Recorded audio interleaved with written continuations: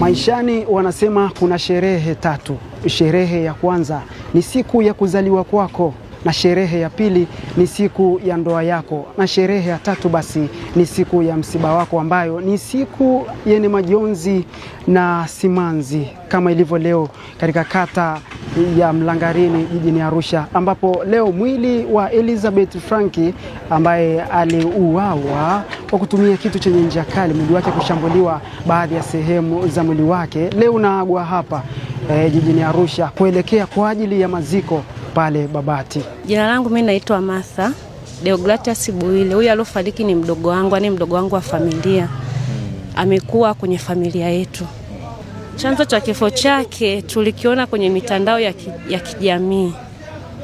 Tuliona kwenye mitandao ya kijamii kwamba nilipigiwa simu kwamba umeangalia mitandao ya kijamii, nikasema sijaangalia. Kuangalia hivi ndo nikaona Eliza. Kwa kweli imetushtua kama familia. Tumeshtuka sana. Tuliambiwa kwamba amefariki kwenye mazingira, kwamba kuna mtu aliingia ndani kwake akawa amemchoma visu. Basi ndo tunajua hivyo. Leo tunamwaga mdogo wetu, tuko hapa Chekeleni, sehemu alipokulia, sehemu alikosomea, tunamwaga. Ikimpendeza Mungu, mida saa 11 tutamsafirisha kumpeleka Babati. Babati ndo kesho tutafanya shughuli za kumpumzisha kwenye nyumba yake ya milele. Naitwa Francisca Evans. Ni mwanafunzi ambaye nimesoma na Eliza kuanzia chekechea. Eliza alikuwa mtu mzuri, mpole.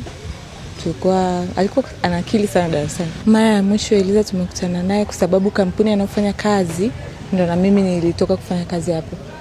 Kwa hiyo tulikuwa pia tunashirikiana baada ya shule. Taarifa za kifo chake nilizipata nikiwa nyumbani na nilipata kwenye mitandao. Baadaye ndo nikaja kuingia kwenye grupu pia la shule, tukapata taarifa zake. Taarifa ilivyokuwa inasema, ambayo ndo ya kwanza mimi nilipokea, tumepata taarifa kwamba kuna mwanamke amefariki akiwa nyumbani kwake. Ndo kuja kuangalia picha ni Eliza ambaye tumesoma naye. Mimi kwa kusikia taarifa tu, kuna baba ambaye nahisi ni mwenyekiti alisema alitobolewa maeneo ya shingo. Mimi kwa ushauri wangu, kama mtu unakuwa umeshamchoka au huwezi kukaa naye au mna zile quarrels ambazo haziishi, ni vyema mkaachana tu kwa amani. Naitwa Grace. Eliza tumesoma naye tokea darasa la kwanza mpaka form 6. Eliza alikuwa ni mtu mpole, mcheshi, na alikuwa anapenda kila mtu. Taarifa za kifo tulizoona tu kwamba ameuawa akiwa nyumbani kwake.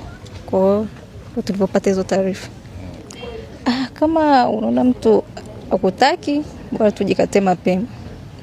Sio kulazimishana, maana mwisho wa siku ndio inatokea vitu kama ilivyotokea kwa Eliza. Wakati huo jeshi la polisi linaendelea na uchunguzi kuhusu tukio hilo, huku likiendelea na juhudi za kubaini na kuwakamata wote waliohusika na kifo cha Elizabeth. Wananchi waliojitokeza kwenye shughuli hiyo kuaga wameendelea kutoa wito kwa mamlaka kuhakikisha haki inatendeka, wakisema tukio hilo limewaacha wengi na majonzi na simanzi kubwa, pamoja na maswali ambayo hayajajibiwa. Mimi naitwa John Ernest Masua, na niliposikia mara ya kwanza kifo chake, kwa kweli nilishindwa kutafakari. Imefika mpaka hatua hiyo, binadamu anatoa uhai wa mtu mwingine kirahisi tu. Na mimi napenda kutoa ushauri, kama ikiwezekanika serikali. Huu mkoa wa Arusha umekuwa na matukio mengi sana. Matukio ya kikatili, matukio watu wanajichukulia sheria mkononi. Mimi naomba, ombi langu, ikiwezekanika mkoa wa Arusha uwe kanda maalum. Kanda maalum kwa sababu gani? Ulinzi huo wa kutosha. Kwa sababu ukiangalia katika mikoa yote, mikoa ya Arusha matukio tumeyachoka. Ni kila siku yanafanyika. Uwizi, ujambazi, watu wanatumia madawa kulevya, watu vijana hawajielewi, wanakosa heshima. Kwa hiyo